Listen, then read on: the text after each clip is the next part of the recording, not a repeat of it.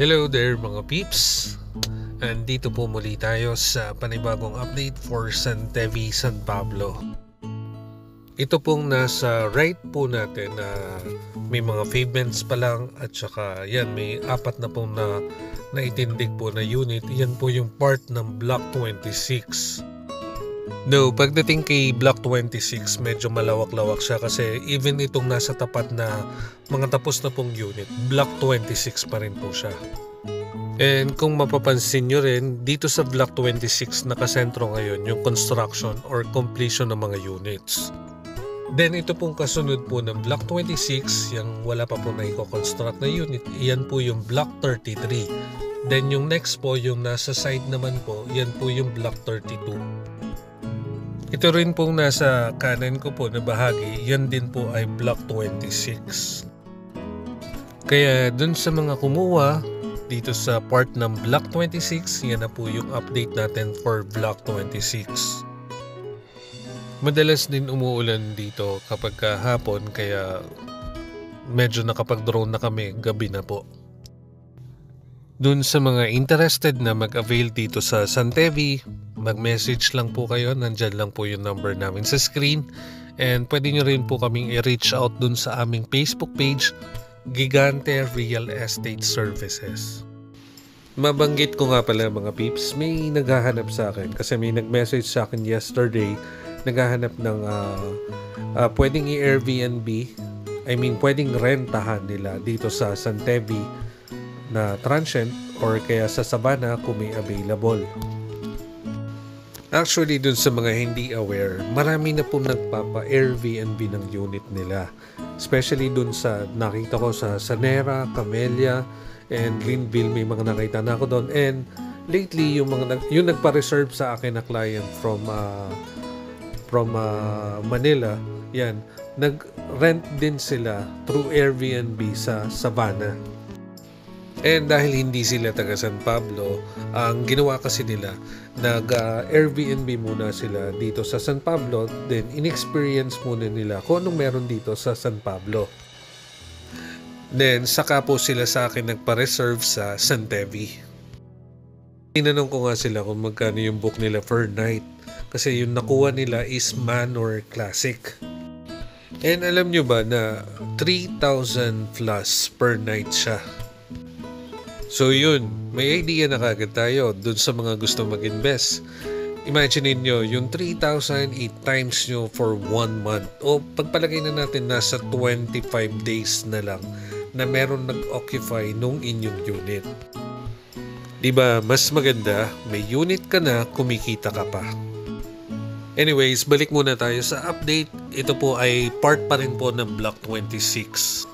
And then, yung kasunod na po niya na hindi pa po naumpisan yung construction, yun na po yung phase 2. Dito sa part na to, meron na tayong 12 units na naiko-construct for Block 26. And yan na po yung phase 2 natin. Alam nyo mga peeps, instead na naka-time deposit lang siya sa bangko, yung income nyo, yan, mas maganda na mag-invest kayo sa real estate kasi mas malaki yung appreciate value niya in the future. Tapos ngayon, nauuso na ngayon yung Airbnb. Pwede na kayo mag-Airbnb ng unit nyo para kumita kayo. And malay nyo, halimbawa, huhulugan nyo lang po yung kukunin yung unit. Then halimbawa na turnover na sa inyo yung unit at nagpa-Airbnb kayo, baka yung mismong pagpapa-Airbnb nyo sumambot na dun sa hulog niya monthly. And balik ulit tayo, ito naman po yung Block 27. At yung nasa likod naman po ng Block 27, yun naman po yung part pa rin po ng Block 26. Yan mga peeps. Dito kay Block 27 halos tapos na po talaga yung mga unit niya. Ang natira na lang po itong part ng Block 26. Then yung nasa dulo naman po ng 27, part pa rin po ng Block 26. Napakalawak ng Block 26.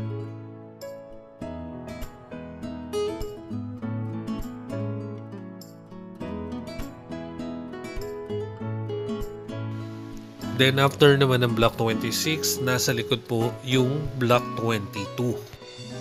Ito yung place na nandito yung Manor Classic at saka yung Manor Lux.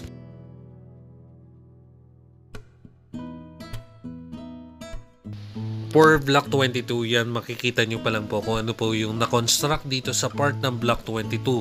Then yung mga kasunod pa po ay hindi pa po siya nako-construct.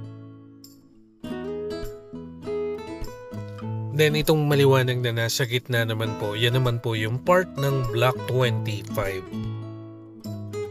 Then yung nasa kanan part naman po ng Block 25, yan po yung Block 24. So mga peeps, dito sa update po natin, ang under construction pa po ng mga units is Block 26 and Block 22. So most probably by next update po natin yan, halos tapos na po tong mga block na nabanggit ko. Then pupunta na po tayo towards dun sa mga kasunod po na blocks.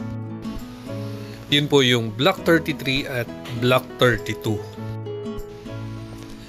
So yan mga peeps, yan na po yung bago nating update. Yun nga lang medyo kakaiba kasi gabi po natin ginawa yung update po natin. Siguro para makita nyo na rin kung ano po ang itsura ni San Tevi during night time. Pero huwag kayong mag-alala kasi ngayon lang naman po nangyari na inabot na po kami ng dilim pag drone kasi nga po, ayun, tinry na lang din po namin kasi naulan po sa hapon. It was also a nice experience kasi nakita namin kung paano ngayon mamuhay dito sa San Tevi yung mga bagong lipat. And yun nga, nakakatuwa kasi kahit medyo dilim na, yan, ang dami pa rin naglalaro doon sa playground at kitang-kita po natin na nag-enjoy din yung mga bata. So yan mga peeps, sa mga gusto mag-avail dito sa San Tevi, yung contact number po namin nandyan lang po sa screen. And pwede nyo rin po kaming i-message dun po sa aming Facebook page, Gigante Real Estate Services. At pwede rin nyo po kaming i-visit dun sa aming office, located lang po along M. Paulino, corner Rizal Avenue. Katapat lang po kami ng BDO M. Paulino na katabi po ng Liceo de San Pablo. At sa mga hindi pa nakaka-subscribe sa aking YouTube channel, paki-subscribe na po para lagi po kayong updated sa mga videos na ginagawa ko po kagaya nito.